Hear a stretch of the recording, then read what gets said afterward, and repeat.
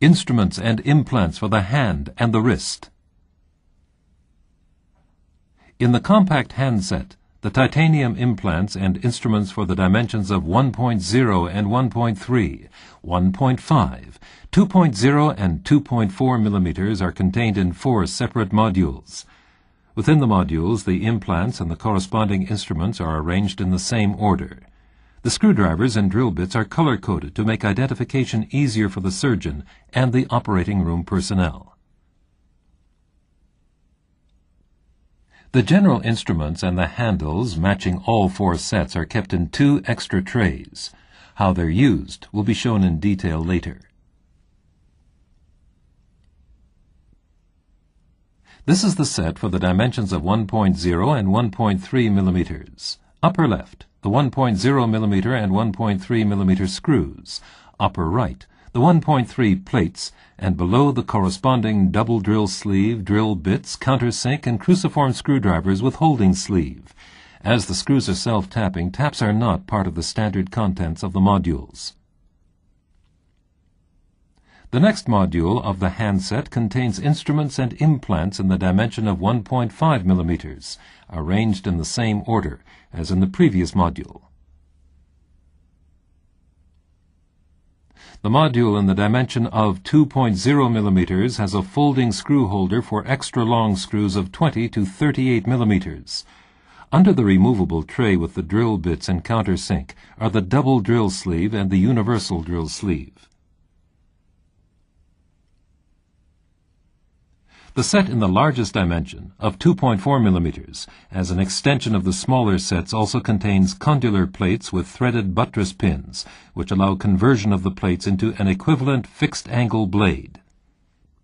Under the tray for the drill bits and countersink are the universal drill sleeve, the drill sleeve with centering thread, which is used for drilling the holes for the buttress pins, and a threaded bending pin for bending the threaded hole of the 2.4 condylar plate.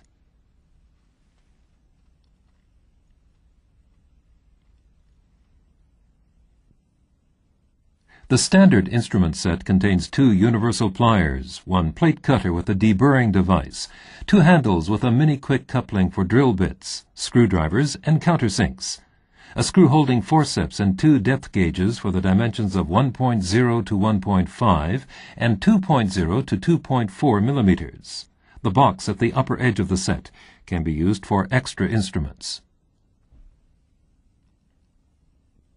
The set of additional instruments contains various reduction forceps, a holding forceps with a swivel foot, a sharp hook, 2 retractors, and a periosteal elevator. At the upper edge of the set there is again a box for extra instruments. The compact handset contains various plates that can be bent and torqued with the universal pliers. Shown from left to right are the straight adaptation plates in the dimensions of 1.3, 1.5, 2.0, and 2.4, which can be cut to the necessary length. On the right are the 2.0 and the 2.4 LC DCPs. They're available in different lengths, so they do not have to be cut.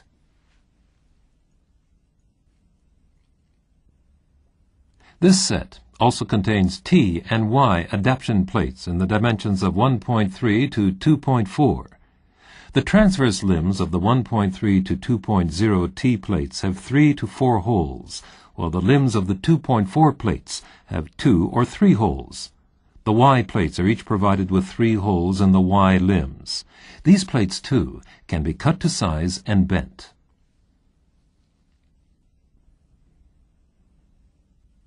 The 1.3 and 1.5 obliquely angled strut plates, the 2.0 mini H plate, the 1.5 and 2.0 mini condylar plates, and the 2.4 condylar plate with stable angled buttress pin are all known as shaped plates.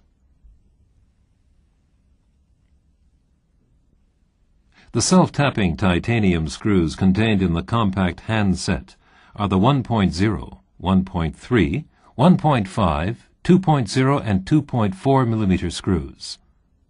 The close-up shows the self-tapping screw with the tapping groove at the tip. With this screw, tapping is not necessary.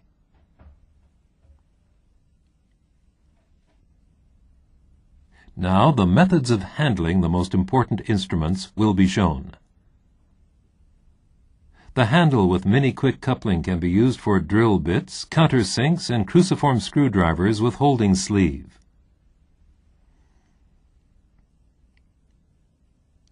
When inserting the screwdriver or the other attachments, the coupling ring is drawn back with the thumb. The screwdriver is engaged under slight pressure and is fixed by the coupling ring as it slides back. When taking up the screwdriver is placed firmly in the head of the screw and the holding sleeve is pushed over the screw head. The screw is now fixed and can be lifted out of the screw holder. The length of the screw is checked against the measurement scale. This example is of an 18 mm long screw. The fine depth gauge is used to determine the length for the 1.0 to 1.5 mm screws, and the slightly stronger gauge is used for the 2.0 and 2.4 mm screws. Both gauges have a protective sleeve that can be screwed on. The depth gauge is held firmly with the thumb and the outer sleeve is pushed forward with the fingers onto the bone.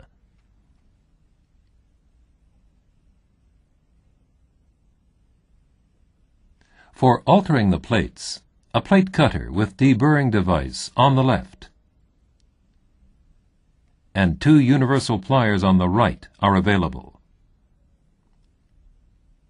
Here, a T-adaptation plate is placed in the open jaws of the plate cutter and cut exactly between 2 plate holes. The sharp edge of the cut plate is now rounded off with the deburring device on the back of the pliers.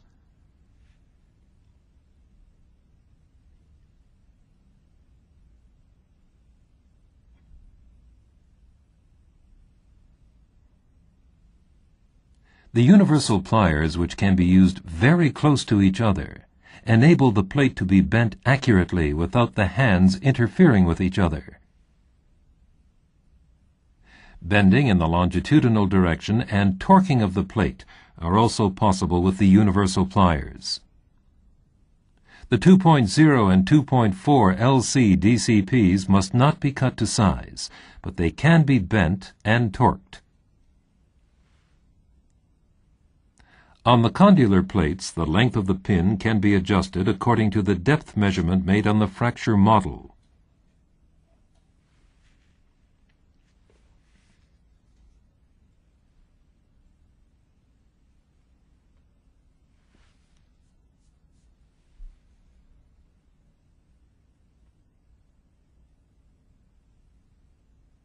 This plate, too, can be bent to match the shape of the bone.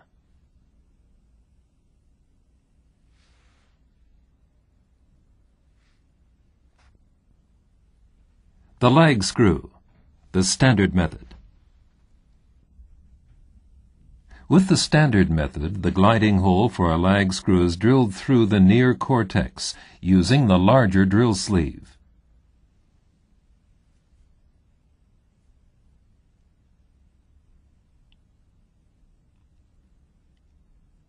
The double drill sleeve can then be reversed and the smaller sleeve inserted into the gliding hole as an insert drill sleeve.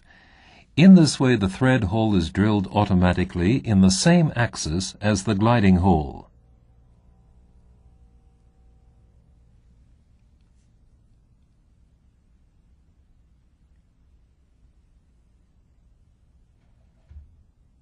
A countersunk depression is made to take the head of the screw.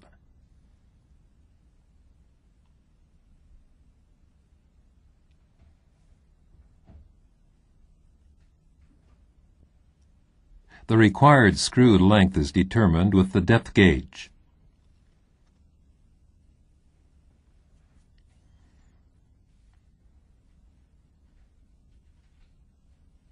The self-tapping screw slides through the gliding hole. It takes purchase in the far cortex and, when tightened, places the fracture gap under compression.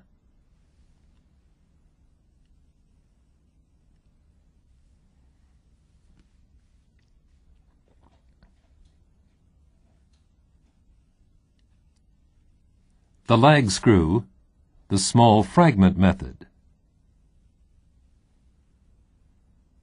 When using the small fragment method, a thread hole is drilled through both cortices.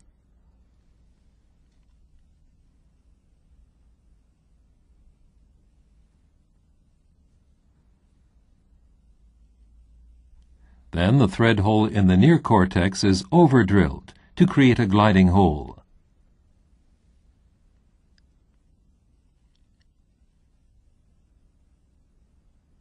Countersinking.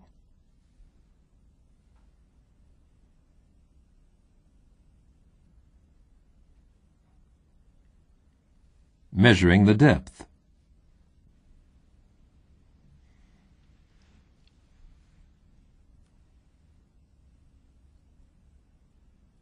Inserting the lag screw. When tightened, this also places the fracture under compression.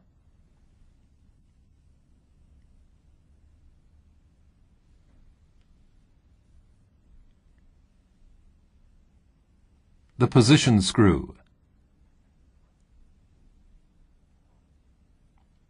For a position screw, only one hole is drilled, a thread hole, through both cortices.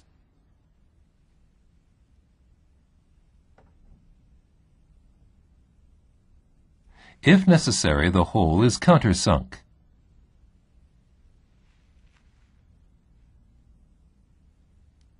The depth of the hole is measured.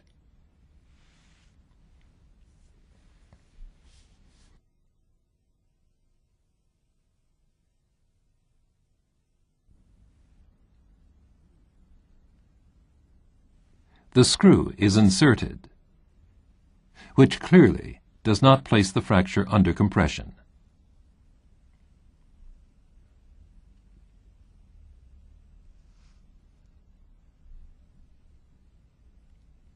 Other implants and instruments that should be available for internal fixation operations in the area of the hand are Kirschner wires, cerclage wires, wire cutters, bending irons, and wire bending pliers. For the preparation of a tension band wiring, the cerclage wire is twisted with the wire bending pliers. The Micro Drive Plus. The Micro Drive Plus, a compressed air drive, is available for drilling the screw holes, sawing and burring, and for inserting the Kirschner wires. The box contains, as attachments for the drive, a reciprocating saw and a right-angled oscillating saw with its corresponding saw blades. In the 90-degree drill attachment and the straight drill attachment, various drill bits and burrs can be inserted. K-wires of 0.6 to 1.6 millimeters can be held tightly in the 45-degree drill attachment. For fixing the drive onto the air hose, the coupling of the hose is pressed into the coupling of the drive. With the drive held firmly, it's twisted to the right and engaged. How the various attachments are coupled to the drive is shown here with the straight drill attachment. The coupling slide on the drill is pushed forward with the index finger, and with a slight twisting movement, the drill attachment is engaged. The straight drill attachment has a mini-quick coupling mechanism. The insertion of the drill bit is the same as was demonstrated earlier with the handle. With the 90-degree drill attachment, the locking lever on the back of the drill attachment is moved to the right. The chuck for the drill is now opened. When slightly turned, the drill bit is engaged. When the locking lever is moved back, it's fixed in the starting position. The saw blade is placed on the 90-degree oscillating saw, turned 90 degrees, pushed into the head of the saw, and engaged. With the reciprocating saw, the saw blade is placed at right angles. Then the blade is turned longitudinally and fixed when the securing ring is pushed forward. To allow insertion of the K-wire, the clamp mechanism of the K-wire attachment is opened by pressing on the lever at the back. The K-wire is fixed by releasing the lever.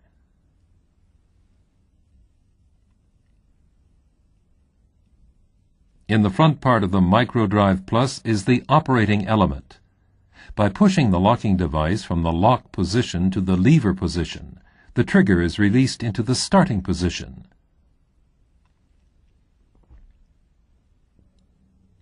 It can be set in the forward position, the stop position, and the reverse position. In addition, it can be lengthened for more comfortable operation, allowing more precise control. By pressing on the trigger, the speed of the drill bit, the saws, and the burrs can be adjusted continuously. The trigger of the MicroDrive Plus can also be operated with the index finger.